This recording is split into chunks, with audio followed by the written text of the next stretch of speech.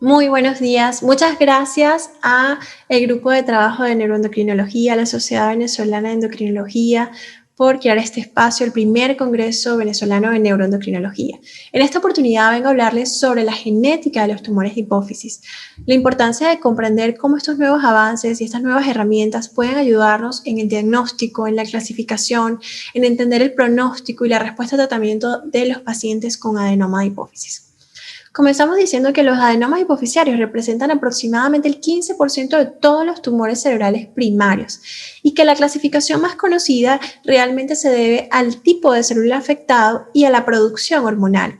En este caso, tenemos representado que en los adultos el prolactinoma representa el primer lugar entre un 45 y 65%, seguido de los adenomas no productores o no funcionantes entre un 15 y un 50%, los productores de hormona de crecimiento entre un 9 y un 15%, y en el último lugar la enfermedad de Cushing con un 5%, los adenomas productores de TSH y los gonadotropinomas en un 1%. Pero más allá de eso, queremos hablar un poco de lo que representa, qué influye en la tumorogénesis hipofisiaria. Y ahí es donde entramos en los factores genéticos y epigenéticos. En los factores genéticos vamos a tener las mutaciones germinales, que representan los tipos familiares, en un 5%, y las mutaciones somáticas. De entre las mutaciones familiares o germinales vamos a tener las que van acompañando a una entidad sindromática o las que van solos, que lo vamos a ver más adelante descrito. Y todos estos factores influencian la tumorogénesis hipofisiaria. A pesar de que existen muchísimos avances tecnológicos e investigación, todavía no se ha podido caracterizar el genoma realmente. Y eso se debe a los niveles altos de heterogeneidad que presentan estos tumores. Los PITNET, también conocidos así por ser tumores neuroendocrinos hipofisiarios, son de origen monoclonal, pero aún no tienen la identificación o aún no se ha logrado con éxito la completa identificación de estos tumores. Hasta el 95% son esporádicos. Entonces, como les había comentado, realmente se han asociado a varios síndromes y a varias mutaciones. Comenzaremos hablando un poco sobre lo que son las mutaciones germinales y a qué síndromes están asociadas. Como podemos ver, representan el 5% de los adenomas hipofisiarios, y aquí es donde vamos a tener varias entidades. Entre ellas podemos comenzar hablando del FIPA. El FIPA es el adenoma hipofisiario familiar, es el que no está acompañado de un síndrome. Entre las características más importantes que debe haber dos miembros de la familia comprometidos, sin evidencia de ningún tumor endocrino en otras glándulas, ¿ok? Y el gen implicado en este caso es el AIP hasta en un 30%. Luego tenemos las entidades sintomáticas como son el MEN, el MEN2, el MEN1, el complejo de Carney, el TREPES-A y el blastoma hipofisiario. Vamos a hablar un poquito más a fondo de cuál es la alteración que se ve en estas entidades. Como les había comentado, en el adenoma pituitario familiar va a estar implicado el gen AIP entre un 15 y un 30% de los casos, donde hay alteración de la síntesis del AMP cíclico, y la mayor expresión es el exceso de producción de hormona de crecimiento. En estos casos va a estar presente en el 100% de los pacientes con la mutación. Luego tenemos las neoplasias endocrinas múltiples, en este caso el MEN1, donde se acompaña a alteraciones en la hipófisis hasta en un 40% de los casos, y en la mayor porcentaje, en un 60%, son productores de prolactina o adenomas no funcionantes. Luego tenemos el síndrome de McCune-Albright, donde vamos a tener un mosaicismo y el gen alterado va a ser GNAS. Se expresa hasta en un 20% de los pacientes con esta alteración, y también va a haber una producción en exceso de hormona de crecimiento. Luego tenemos el complejo de Carney, donde vamos a tener el PRKR1A como gen afectado, también exceso de hormona de crecimiento, y se presenta hasta en el 15% de los pacientes con esta alteración. También tenemos una entidad que se llama la asociación 3P, donde vamos a ver diversos genes alterados, entre ellos el SDH, X, porque tenemos alteración en el A, B, C y D, y el MAX. Estos se acompañan en muchas oportunidades con expresión de feocromocitoma, inclusive bilateral, y el adenoma hipofisiario hasta en un 100%, y en estos casos son productores de prolactina o de hormona de crecimiento. Y luego tenemos el asociado al cromosoma X, el acrogigantismo, donde la alteración genética, el gen va a ser a nivel del GPR101, con exceso de producción de hormona de crecimiento y expresión hasta en un 85%. El FIPA, como les había mencionado, se presenta en etapas tempranas de la vida, el 80% se diagnostica antes de los 30 años, el sexo masculino es el más afectado y predomina los adenomas productores de GH. Sin embargo, también están descritos los mixtos GH-prolactina. Aquí podemos ver un organigrama de una familia estudiada por FIPA, donde el paciente índice que se empezó a estudiar es el que está señalado con la flecha. Es un paciente que acude a control por panhipopituitarismo posterior al tratamiento de cirugía y radioterapia, porque presentó un macroadenoma a los 16 años, productor de GH, recibió tratamiento y acude 23 años después a controles por su panhipopituitarismo. Sin embargo, no se había estudiado y no se había descartado una causa genética en estos casos. Este es un caso de un pacientico con alteraciones del cromosoma X, donde podemos ver que desde pequeños, de los 2 años y 7 meses, salía de las curvas de crecimiento de forma importante.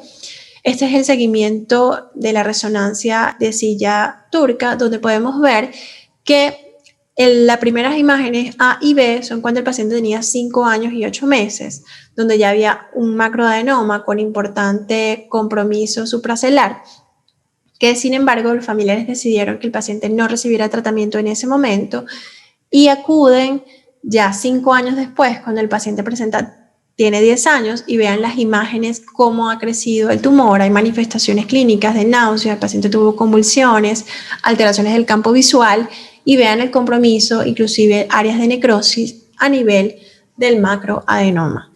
Las últimas imágenes son posterior a la cirugía. Y vemos que a ese paciente se le hizo estudio genético y hay una microduplicación a nivel del XQ26.3 y se diagnostica el X-lag síndrome y el acrogigantismo en este paciente. Cabe destacar que al momento de esta publicación el paciente tenía 11 años y medía 1,97 y persistía creciendo a pesar del tratamiento recibido. Existen otros casos, en el caso del MAX, donde vemos la asociación del prolactinoma con feocromocitoma bilateral. Es un paciente que debutó primero con los síntomas de feocromocitoma y posteriormente se hace el diagnóstico del adenoma hipoficiario productor de prolactina. En estos casos ellos concluyen que podría ser el primer caso reportado, sin embargo no lograron hacer el estudio genético del tejido hipoficiario, solo lo realizaron a nivel de las glándulas suprarrenales y quedaba la duda si realmente había una asociación directa y el MAX era el culpable o el causante de la tumorogénesis hipoficiaria. Aquí podemos ver las imágenes del paciente donde había compromiso a nivel de las suprarrenales y el compromiso a nivel de hipófisis. En otras bibliografías, en este caso Casterman reporta 3 casos de adenomas hipoficiarios y feocromocitoma con alteraciones a nivel del gen MAX. Aquí hay otro estudio donde se hizo un estudio a 208 pacientes con diagnóstico de gigantismo. Ven que las líneas fueron a tratamiento primario médico y la mayoría fue a cirugía, donde pocos lograron control, muchos recibieron tratamiento médico secundario, otros ameritaron una reintervención quirúrgica y otros ameritaron ser referidos también a tratamiento con radioterapia. De estos pacientes podemos ver que 54% no tenían marcaje genético y 29% tenían AIP positivo, ¿okay? 10% X-lag y 5% MAX. Otras alteraciones como el complejo de Carnet y el MEN1. Aquí podemos ver también que compararon esos pacientes, la edad de diagnóstico, la edad de inicio de los síntomas. Podemos ver que en el cuadro A, los pacientes que eran negativos genéticamente iniciaron los síntomas después, o que en el caso, por ejemplo, del X-lag, la afectación del cromosoma X, donde las manifestaciones empiezan inclusive antes de los 2 años de edad. Podemos ver que el diagnóstico también es más tardío en los que son genéticamente negativos en comparación a la mutación AIP y a la mutación del cromosoma X. Y podemos ver en el cuadro C que realmente no hubo mucha diferencia en cuanto al tamaño del adenoma Y en cuanto a la predisposición por sexo, podemos ver que genéticamente el sexo masculino tiene mayor porcentaje, hasta en un 80%, la mutación del IP hasta más de un 90%. En cambio, en la alteración del cromosoma X, pues el sexo femenino tiene mayor representación que el masculino. Aquí vamos a ver representado, pues, los síndromes. El NEM1, en este caso ya sabemos que es una herencia autosómica dominante con un 90% de penetrancia. Podemos ver que la presentación de la edad puede ser similares a casos esporádicos. Sin embargo, se ha descrito pues, que el diagnóstico se hace muchas veces alrededor de la segunda década de la vida, con un promedio en la cuarta década de la vida, y que son tumores que responden menos al tratamiento. En este caso de los prolactinomas responden menos al tratamiento con dopaminérgicos. En el McCune-Ambry sabemos que no es hereditario, es un mosaicismo donde hay alteración del GNAS1, y podemos ver que la edad de presentación es en menores de 20 años con un tumor de menor tamaño y con menor respuesta a los análogos de somatostatina y dificultad de acceso quirúrgico. En cuanto al complejo de Carney, la edad promedio fue de 38 años y en el FIPA menor que los esporádicos, como les había comentado, hasta en un 80% en menores de 30 años se hace el diagnóstico del adenoma. Aquí podemos ver un poco las alteraciones o las hipótesis donde nos hablan esas mutaciones, en este caso de los somatotrófos, para la mutación de la IP, que es la más frecuente en la parte genética porque representa hasta el 29% de los casos de alteraciones, y donde esta alteración a nivel del AMP cíclico va a aumentar la expresión de GH y por tanto de la clínica y de todas las manifestaciones en estos pacientes. Ahora ya hablamos un poco de las mutaciones germinales, vamos a hablar un poco de las mutaciones somáticas en estos pacientes, que representan realmente el 95% de los casos que podemos observar. ¿Cuáles son los genes implicados?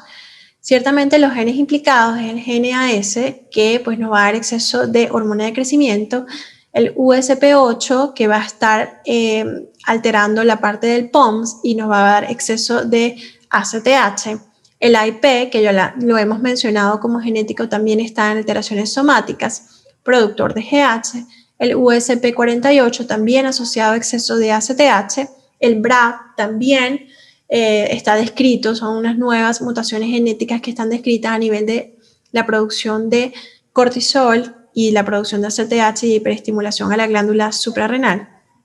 Y otras alteraciones, por ejemplo, el gen TP53, que es el que está más relacionado a alteraciones malignas, a desarrollar carcinomas en estos casos.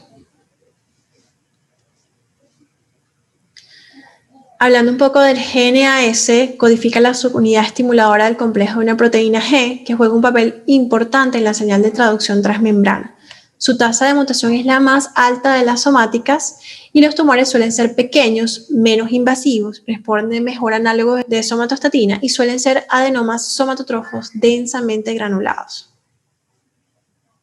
Las mutaciones somáticas pueden resultar en adenomas somatotrófos esporádicos, mientras que el mosaico y mutaciones en el codón 201 probablemente resulten de un síndrome de McCune-Albrecht. Los adenomas secretores de corticotropina representan el 15% de los adenomas hipoficiarios, con una incidencia de 1.6 casos por 1 millón de personas. Los adenomas son típicamente pequeños y la secreción excesiva de corticotropina conduce a la hiperestimulación de la glándula suprarrenal y al hipercortisolismo. Aunque el 75% de los pacientes logran remisión después del tratamiento quirúrgico, la recurrencia es hasta de un 10%. Y cuando hablamos de los corticotrópicos, el USP8 es la alteración genética más descrita en ellos. Hasta en un 62.4% se encontró en adenomas secretores de corticotropina esta mutación. Y aquí podemos verlo gráficamente cómo el USP8 está a nivel de la célula corticotrofa. Podemos ver otros factores que estimulan a la tumorogénesis, como vendría siendo el P53, el BRAF, que los nombramos, y las ubiquinasas, que en este caso es la USP48 y la USP8, siendo la USP8 la más frecuente asociada a las alteraciones y a el desarrollo de adenomas corticotrópicos. Con el reconocimiento de la importancia de la mutación de la USP8, que es la más descrita, hay otros dos genes mutados en la proteinquinasa activada, que son el MAP, que es el USP48, y el BRAF. También se han detectado en adenomas secretores de corticotropina. Mutaciones sin sentido del USP48 incluyen sustituciones, alteraciones de la activación del BRAF. Entre los tumores sin mutaciones USP8, el 23% de los adenomas secretores tienen mutación para USP48 y el 16% tiene para mutación BRAF. Aquí podemos ver otras mutaciones somáticas que están siendo descritas, donde ameritan más estudios y seguimiento. Y aquí están como las que les mencioné, el BRAF, el USP48, el TP53 que les comenté que está asociado a alteración de malignidad en estos tumores o a mayor riesgo de malignidad, entre otros que hace falta mayores descripciones para caracterizar estos tumores.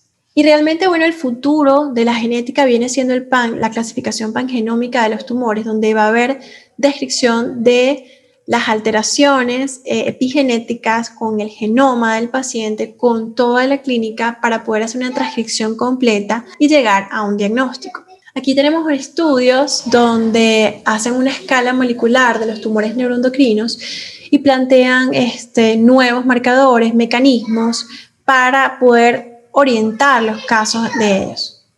En este caso podemos ver lo que vendría siendo las alteraciones epigenéticas del microARN y donde existe un trabajo interesante realizado por Belaya en el 2020, donde él evidenció que estos 3 ARN estaban elevados en el plasma de los pacientes con enfermedad de Cushing, con adenomas productores de ACTH, y los comparó con un grupo que presentaba diagnóstico de síndrome de Cushing ectópico.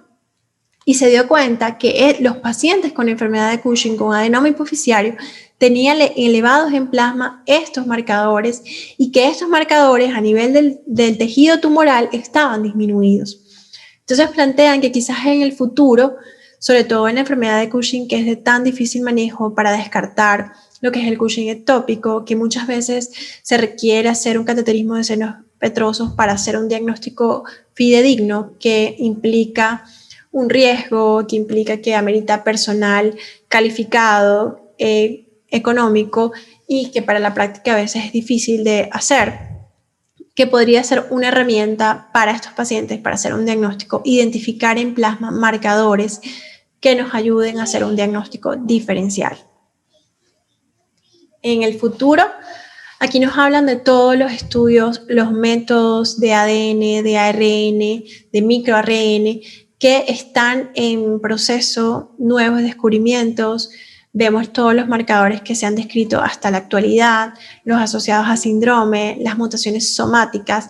Realmente todavía queda muchísimo por dilucidar en el genoma de los tumores hipófisis, pero cada año se ha trabajado y se han descrito muchas más mutaciones. Para concluir, en la actualidad se sabe que un numeroso creciente de genes con mutaciones en la línea germinal se asocian con tumores hipofisiarios, algunos causan enfermedades sindromáticas, mientras que otros son adenomas hipofisiarios aislados, como es el caso del FIPA.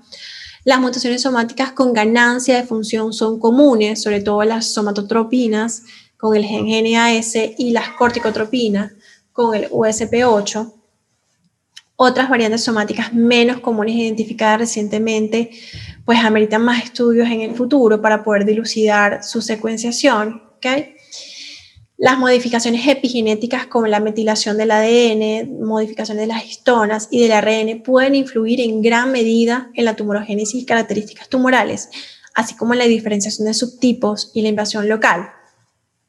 Un enfoque multiómico integrado para caracterizar las vías genéticas y epigenéticas puede permitir comprender mejor los diversos subtipos y poder conducir a la identificación de mejores factores pronósticos en estos pacientes. ¿Cuál es el futuro? El futuro es la descripción pangenómica donde podamos tener un rastreo completo de factores genéticos, epigenéticos, clínicos de estos pacientes y hacer un marcaje completo para poder dilucidar pronóstico, respuesta a tratamiento, opciones terapéuticas para nuevos targets, descubriendo cada vez más el proceso fisiopatológico o las vías fisiopatológicas para tumorogénesis en estos casos. Muchas gracias.